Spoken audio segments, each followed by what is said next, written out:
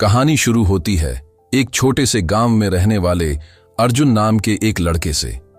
अर्जुन बेहद होशियार और मेहनती था, लेकिन उसके पास संसाधनों की कमी थी। उसके पिता एक किसान थे जो बहुत मुश्किल से परिवार का खर्च चला पाते थे। अर्जुन के मन में एक ही सपना था, शहर जाकर एक बड़ा इंजीनियर बनना और अपने परिवार को गरीबी से बाहर निकालना। लेकिन उसके सपने तक पहुंचने का रास्ता आसान नहीं था।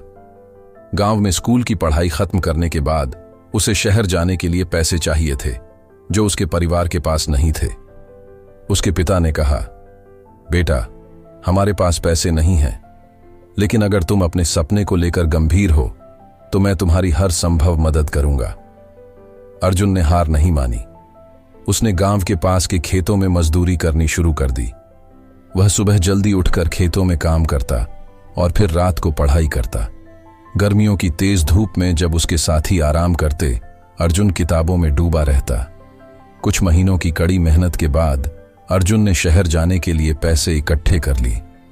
वह शहर आया, लेकिन यहां की जिंदगी गांव से बिल्कुल अलग थी। हर चीज महंगी थी।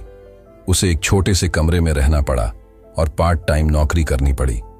एक दिन उसकी नौकरी के मालिक ने कहा, तुम दिन रात पढ़ाई करते हो, काम करते हो, क्या तुम्हें कभी थकान महसूस नहीं होती?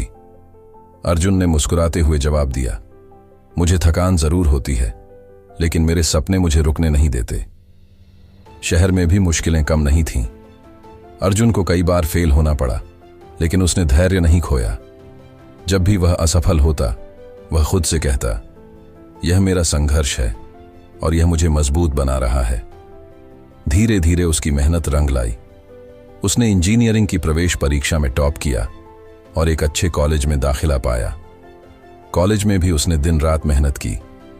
4 साल बाद जब उसने अपनी डिग्री पूरी की तो उसे एक बड़ी कंपनी में नौकरी मिल गई। उसकी पहली सैलरी से उसने अपने माता पिता के लिए एक अच्छा घर खरीदा। आज अर्जुन एक सफल इंजीनियर है, लेकिन वह अपने संघर्ष के दिनों को कभी नहीं भूलता।